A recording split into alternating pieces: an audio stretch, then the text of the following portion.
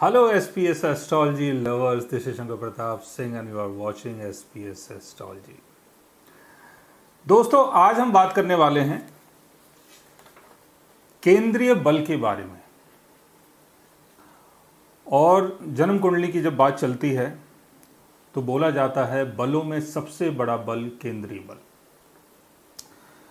तो केंद्रीय बल होता क्या है, उसको हम कैसे समझ सकते हैं। और इससे पहले जो मैंने वीडियो बनाई थी उसमें मैंने बताया था कि कोई प्लैनेट अगर किसी हाउस में होता है तो उसका बल कैसे देखा जाता है। लेकिन आज मैं आपको स्पेशली बताने वाला हूं केंद्रीय बल के बारे में कि केंद्रीय बल को आप कैसे समझ सकते हैं। इसके लिए मेरे पास एक चार्ट है, इसको थोड़ा सा समझते हैं और इसका आप स्क्रीनशॉट भी अगर लेना चाहें तो ले सकते हैं। सबसे ऊपर लिखा है डी, फिर लिखा है एम, फिर लिखा है के, फिर लिखा है ए। ये आपका फर्स्ट हाउस हो गया, ये आपका फोर्थ हाउस हो गया, ये आपका सेवन्थ हाउस हो गया, ये आपका 10th हाउस हो गया।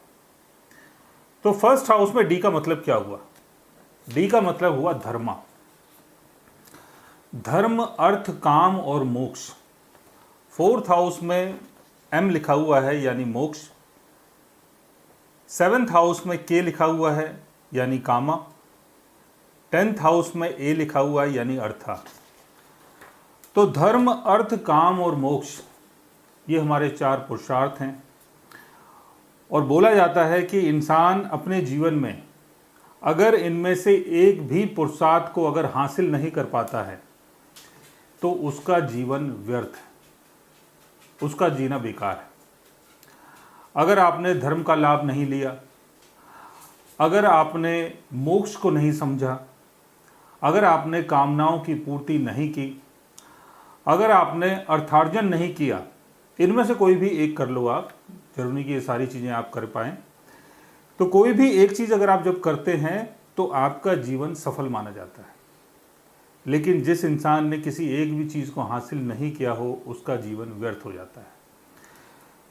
तो जो केंद्र के जो 4 घर हैं, पहले घर का संबंध है धर्म से, चौथे घर का संबंध है आपके मोक्ष से, 7वें घर का संबंध है कामनाओं की पूर्ति से और 10वें घर का संबंध है अर्थार्जन से, यानी जो भी आप मॉनेटरी गेन करते हैं। फर्स्ट हाउस यानी धर्म, और फर्स्ट हाउस का संबंध आपकी अपनी इमेज, आप जैसे भी दिखते हैं, जैसे भी रिएक्ट करते हैं, जो भी आप हैं एज ए इंडिविजुअल पर्सन, वो आपके कुंडली का फर्स्ट हाउस है। तो धर्म का लाभ किसको होता है? धर्म का लाभ किसी मशीन को नहीं होता है, किसी ऑब्जेक्ट को नहीं होता है, किसी निर्जीव चीज को नहीं होता है। धर्म का लाभ जीवित इंसान को होता है। अगर इस जीवन में आपको धर्म का लाभ नहीं मिलता है तो आपकी मुक्ति संभव नहीं है, क्योंकि हमारी आत्मा जब तक धर्म का लाभ नहीं कर पाती है, हमारी आत्मा इस संसार में यानी इस दुनिया में, इस मृत्यु लोक में भटकती रहती है। जब आपको धर्म का लाभ मिलता है, आपको ज्ञान आता है, आपको समझ आती है, आप अपने चारों तरफ की चीज़ों को समझ पाते हैं और उससे आपके व्यक्तित्व का विकास होता है, जिससे हमारी जो आत्मा है वो कंप्लीट होती है और उसके द्वारा हमें मुक्ति मिलती है।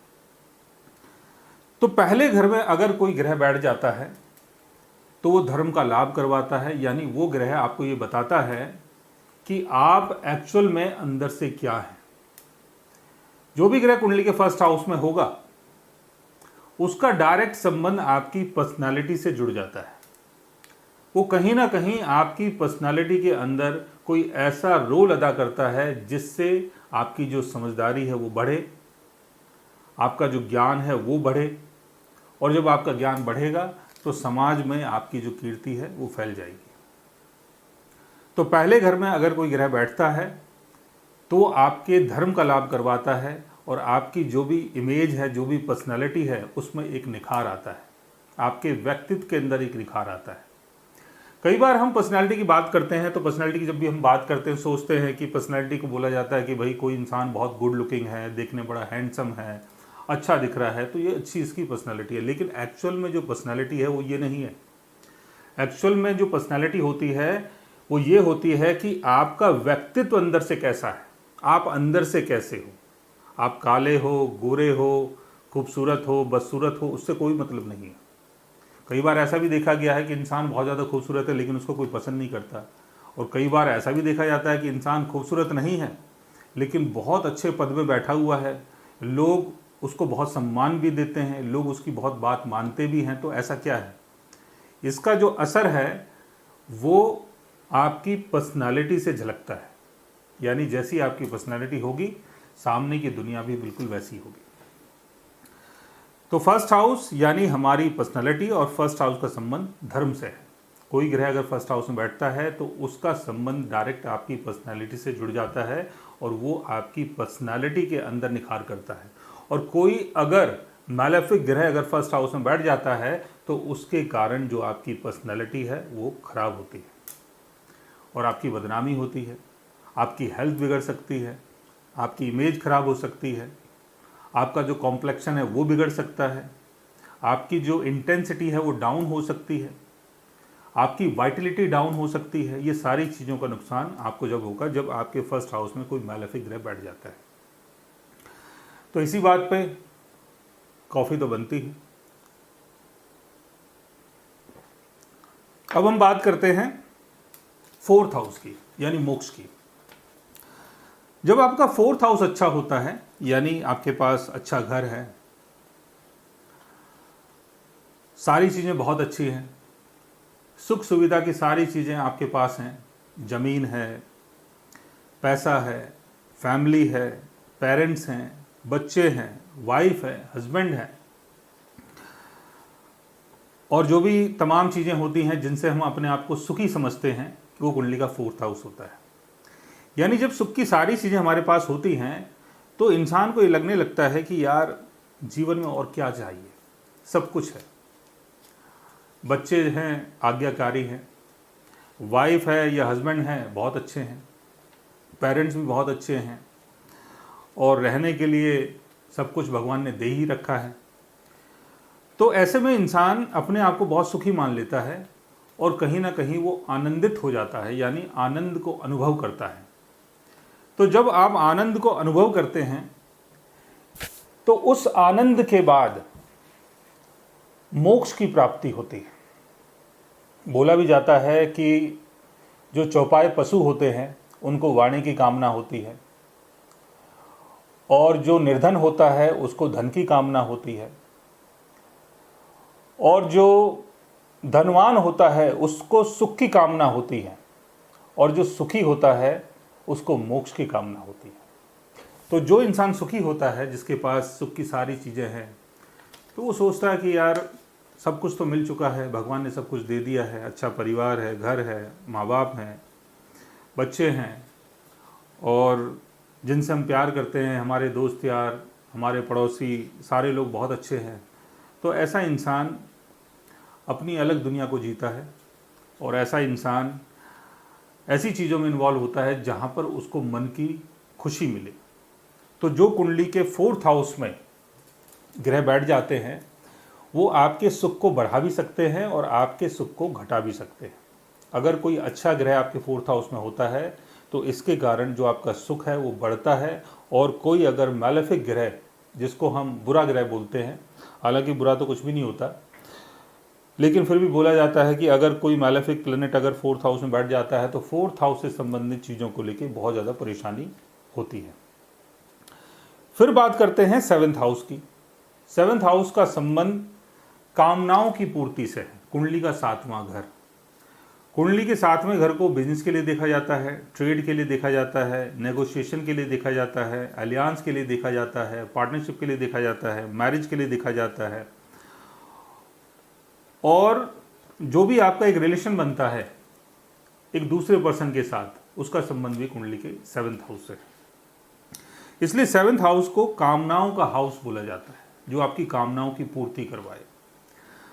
अब अगर आपका सेवन्थ हाउस अच्छा है, अच्छे ग्रह अगर सेवन्थ हाउस में बैठे हुए हैं, सेवन्थ हाउस का लॉर्ड अगर अच्छा है, अच्छी पोजीशन में है, तो यहाँ पर आपकी कामनाओं की पूर्ति होती है। जैसा आपने पार्टनर चाहा था, मेरा जो लाइफ पार्टनर है देखने में बहुत खूबसूरत हो, बहुत समझदार हो, बहुत इंटेलिजेंट हो, तो ऐसा लाइफ पार्टनर आपको मिल जाता है।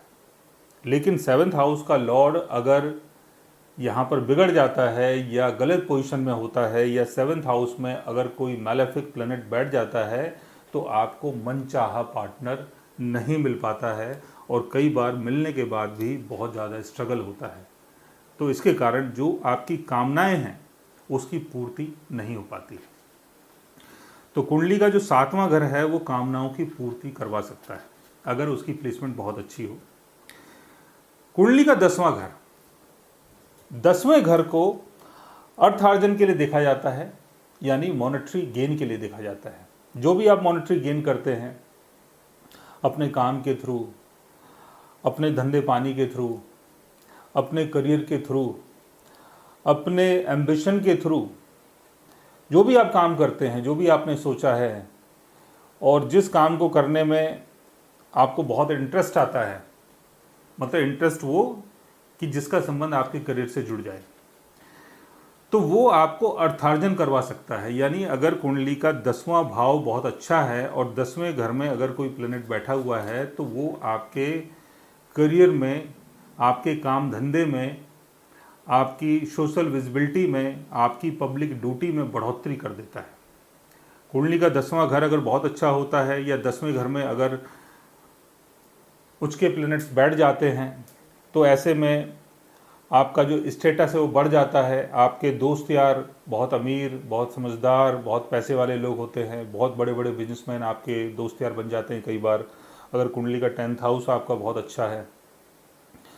और इसमें यह भी होता है कि इंसान अपनी मेहनत से जो भी चीज़ हासिल करना चाहे वो उसको मिल पाती है। तो कुंडली का 10वां घर अर्थार्जन करवाता है, यानी मॉनेटरी गेन करवाता है। अब इसमें समझते हैं कि कुंडली का 1st हाउस, 4th हाउस और 10th हाउस अगर ये आपस में एक्सचेंज करते हैं तो क्या होगा। और इससे पहले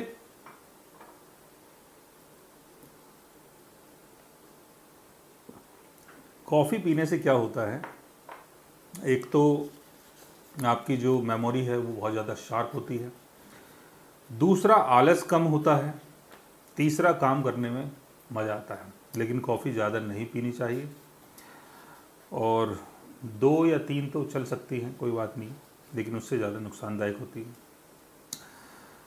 तो मैं बोल रहा था कि कुंडली का 1st house, 4th house, 7th house और 10th हाउस, इनके लॉर्ड्स अगर आपस में एक्सचेंज करते हैं तो क्या होता है।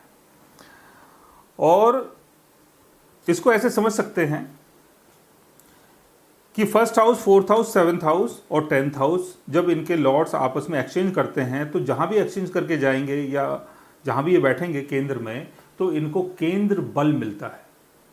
केंद्र बल, जैसे मैंने बताया था कि कुंडली की अगर बात चलती है तो बलों में सबसे बड़ा बल होता है केंद्र बल, क्योंकि यहाँ से हमें सारी चीज़ें मिल जाती हैं। धर्म का लाभ होता है, मोक्ष का लाभ होता है, कामनाओं की पूर्ति होती है, अर्थ का लाभ होता है, और क्या चाहिए। तो ये चारों घर कुंडली के ऐसे माने कि जैसे आपका घर है और उस घर के 4 मजबूत पिलर हैं। तो घर के जब पिलर्स मजबूत होते हैं तो घर भी बहुत मजबूत होता है। तो 1st हाउस का लॉर्ड अगर 4th हाउस में जाके बैठता है, तो यहाँ पर आप अपने सुख को बनाने के लिए, सुखी होने के लिए एफर्ट्स लगा रहे हो, मेहनत कर रहे हो, और जीवन का जो भी डायरेक्शन होगा वो आपके 4th हाउस में चला जाएगा। और जब 4th हाउस की चीज़ें बढ़ेंगी, यानी जब सुख बढ़ेगा, तो उसका बेनिफिट किसको मिलेगा, उसका बेनिफिट आपके लगन को मिलेगा। लगन यानी आपको। 1st हाउस का लॉर्ड अगर 7th हाउस में जाता है, तो आपका सारा फोकस अपने पार्टनर की तरफ रहेगा, बिजनेस पार्टनर की तरफ रहेगा, और आप ज़्यादातर लोगों के साथ डील करेंगे, नेगोशिएशन करेंगे, और उसके थ्रू आपको मॉनेटरी गेन होगा। आपका पार्टनर बहुत अच्छा है, आपका पार्टनर बहुत ज़्यादा हेल्प करता है आपकी, आप कुछ भी काम करना चाहते हैं, आपका पार्टनर अगर आपका साथ देता है, तो उसका बेनिफिट किसको मिलता है, उसका बेनिफिट आपके लगन को मिलता है। कुंडली का 1st हाउस का लॉर्ड अगर 10th हाउस में जाता है, तो 10th हाउस का संबंध आपके करियर से है, 10th हाउस का संबंध आपके एम्बिशन से है, 10th हाउस का संबंध आपकी सोशल विजिबिलिटी से है, आपके नाम से है, आपकी पहचान से है, आपकी ड्यूटी से है, और जो भी आपके सीनियर पर्सन्स होते हैं उनका संबंध भी कुंडली के 10th हाउस से।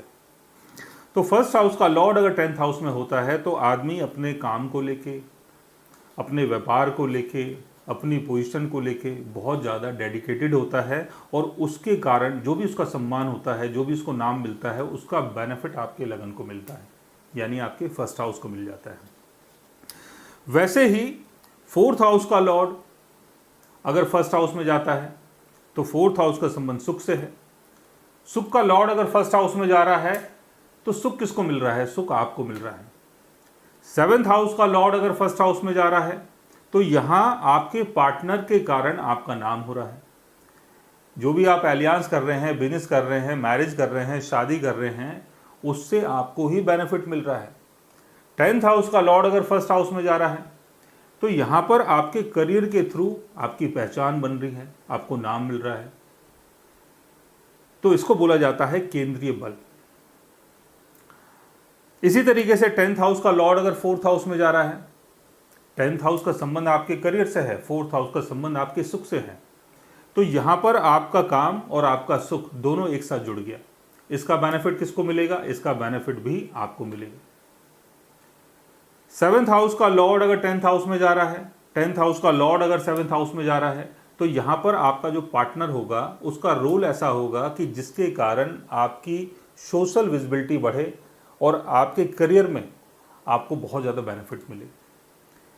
तो जो भी करियर में बेनिफिट मिल रहा है उसका बेनिफिट किसको मिल रहा है? उसका बेनिफिट भी आपको मिल रहा है, यानी आपके फर्स्ट हाउस को मिल रहा है। 4th हाउस का लॉर्ड अगर 7th हाउस में जा रहा है या 7th हाउस का लॉर्ड अगर 4th हाउस में जा रहा है तो यहां पर आपके पार्टनर के कारण आप सुखी हो रहे हो। और कई बार ऐसा भी होता है कि जो आपके पेरेंट्स हैं उनका भी रोल बहुत बड़ा होता है आपको सुखी बनाने के लिए, बिकॉज 4th हाउस का संबंध हमारे पेरेंट्स से है। तो 4th हाउस का लॉर्ड अगर 7th हाउस में है तो आपके पेरेंट्स के कारण आपकी कामनाओं की पूर्ति हुई, यानी 7th हाउस की पूर्ति हुई। 4th हाउस का लॉर्ड अगर 10th हाउस में है तो आपके पेरेंट्स के कारण आपके करियर में आपको बहुत ज़्यादा बेनिफिट मिला। तो यहाँ पर 4th house, 7th house, 10th house और फर्स्ट हाउस, ये जो 4 हाउसेज हैं, इनसे आपको केंद्रीय बल मिलता है। और इनके जो ग्रह होते हैं जब वो आपस में एक्सचेंज करते हैं, एक दूसरे के घर में जाके बैठते हैं, तो उसका बेनिफिट भी आपको मिलता है। लेकिन इसके साथ साथ आपको 1-2 चीज़ों का ध्यान रखना चाहिए कि अगर कोई मैलेफिक ग्रह अगर यहाँ बैठ जाता है या कोई मैलेफिक ग्रह अगर इन घरों को देख लेता है, इनके लॉर्ड्स को देख लेता है, तब हमें बहुत ज़्यादा स्ट्रगल करना पड़ता है। और कई बार जो चीज़ें हम चाहते हैं वो चीज़ें हमें प्रॉपर तरीके से नहीं मिल पाती हैं। लेकिन अगर इनके लॉर्ड्स अच्छी पोजीशन में होते हैं, अच्छी जगह बैठे होते हैं, अपने कंबशन में नहीं होते हैं और किसी मैलेफिक ग्रह के अगर प्रभाव में नहीं होते हैं, तो जीवन में हमें ये चारों जो मैंने बताया था पुरुषार्थ जो है वो प्रॉपर तरीके से मिल पाता है और हम अपने जीवन में सुख का अनुभव कर पाते हैं। सो गाइज, आज मैंने आपको बताया केंद्रीय बल के बारे में। अगर आप भी जानना चाहते हैं अपने बर्थ चार्ट के बारे में तो उसके लिए आप हमारे चैनल को सब्सक्राइब कर सकते हैं। और अगर आप हमसे बात करना चाहें, कंसल्ट करना चाहें, पर्सनली हमसे मिलना चाहें, तो आप हमारे व्हाट्सएप के थ्रू, हमारे ईमेल के थ्रू हमसे मिल भी सकते हैं, बात भी कर सकते हैं। और गाइज, आप हमसे कंसल्टेशन बुक भी कर सकते हैं। So guys, take care, love you all and good bye.